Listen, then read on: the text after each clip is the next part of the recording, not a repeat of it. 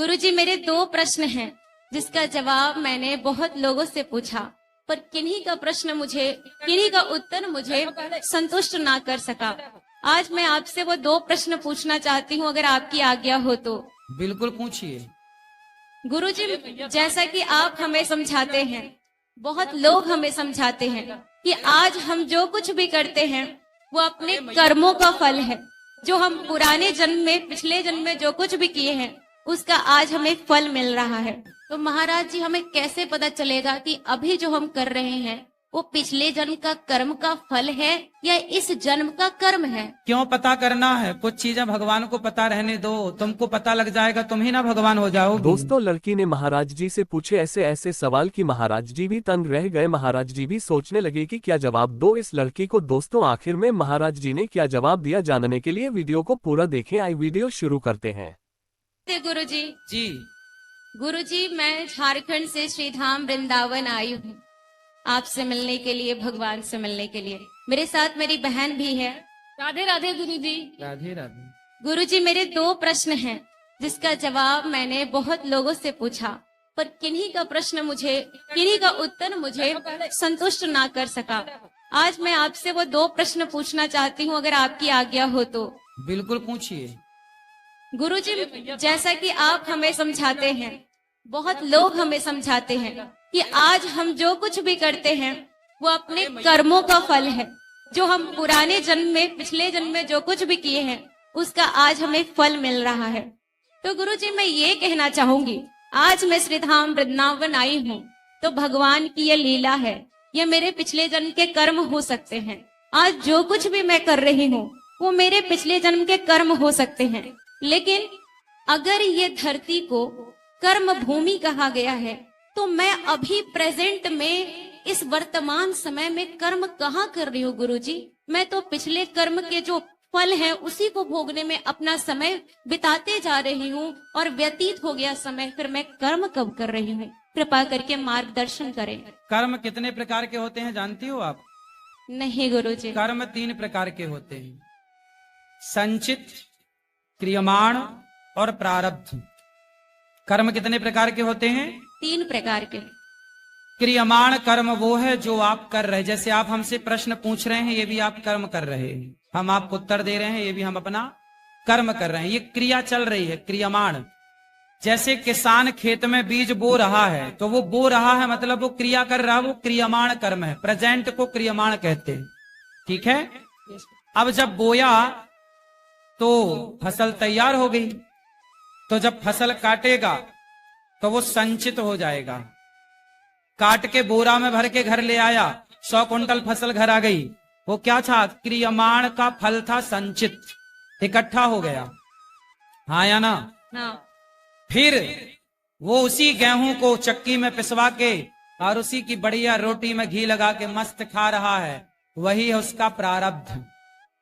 जो किया था वही उसे मिला, वही उसका संचित हुआ और वही उसे मिला। जो कल किया था बेटा, वो आज आपको मिल रहा है, अच्छा या बुरा। जो आज आप करोगी, अच्छा या बुरा, वो कल की तैयारी है। तो क्या मुझे आज कर्म करने की आजादी है? क्यों, कर ही रही हो आप। आजादी क्यों नहीं? आजाद है हो आप। आप हमसे प्रश्न पूछ रही हो, कर तो रही हो कर्म। पलकें झपका रही हो, कर तो रही हो कर्म। आप रोटी खा रही हो, कर तो रही हो कर्म। दूध पी रही हो, कोई शराब पी रहा है, कोई दूध पी रहा है। कोई बकरे को काट रहा है तो कोई बकरे के मलहम पट्टी लगा रहा है। कर्म दोनों है। आप बकरे को काट रहे हैं, वो भी कर्म हो रहा है, और आप बकरे को मलहम पट्टी लगा रहे हैं, वो भी कर्म हो रहा है। कर्म जब आप करेंगे तो उसका फल भगवान देंगे।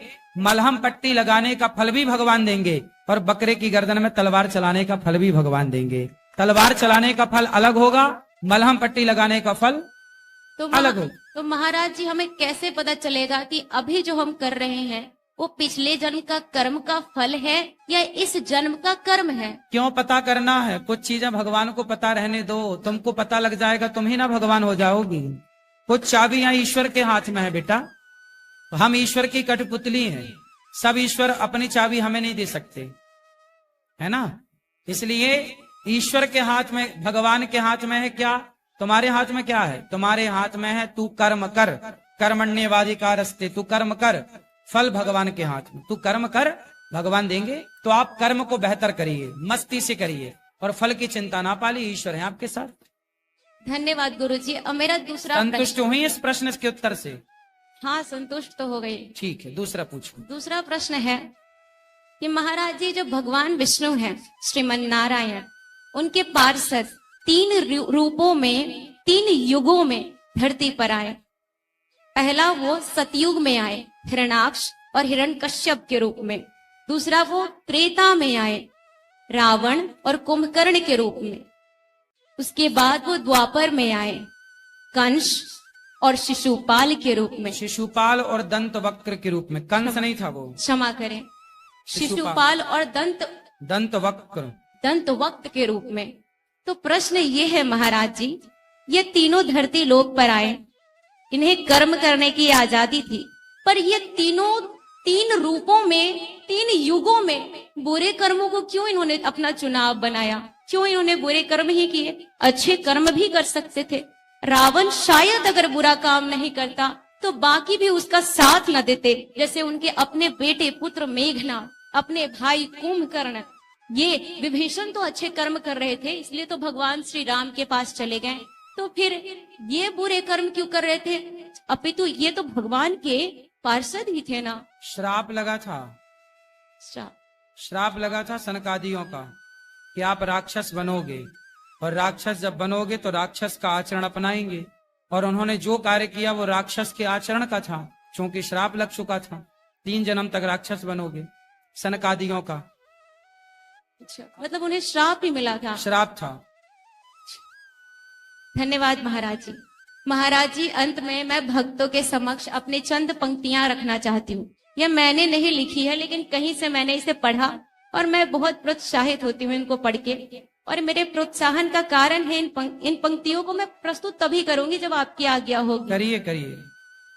तो भगवान श्री कृष्ण कुरुक्षेत्र में कहते हैं अर्जुन को, जब अर्जुन पूछते हैं कि आप अपना जल्दी नाम बताइए, क्राम काम क्रोध की बात कही तो मुझको उत्तम काम बताओ, और खुद को ईश्वर कहते हो तो जल्दी अपना नाम बताओ। ऐसा प्रश्न अर्जुन का था। तो भगवान श्री कृष्ण जो जगत पिता हैं, उनका जवाब है कि मैं भक्तों के बीच प्रस्तुत करना चाहती हूँ कि कान खोल कर सुनो पार्थ, मैं ही त्रेता का राम हूँ। कृष्ण मुझे सब कहते हैं, मैं द्वापर का घनश्याम हूँ। रूप कभी नारी का रखकर मैं ही केश बदलता हूँ। धर्म बचाने के खातिर मैं अनगिन वेश बदलता हूँ। विष्णु जी का 10म रूप मैं ही परशुराम मत वाला हूँ। नाग कालिया के फन पर मैं मर्दन करने वाला हूँ। बांकासुर और महिषासुर को मैंने जिंदा गाड़ दिया। धर्म बचाने के खातिर नरसंग बन हिरण कश्यप फाड़ दिया। रथ कहीं नहीं चलता है, बस मैं ही आगे बढ़ता हूँ।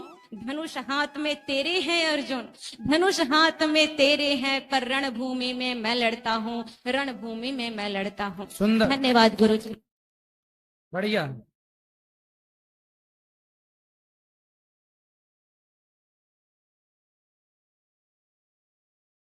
दोस्तों, इस लड़की और अनिरुद्ध महाराज जी के विचार आपको कैसे लगे कमेंट बॉक्स में जरूर बताना, और हमारे चैनल को सब्सक्राइब भी कर देना, क्योंकि दोस्तों हमारा चैनल महाराज जी की ऐसी ही वीडियो लाता रहता है। वीडियो देखने के लिए धन्यवाद।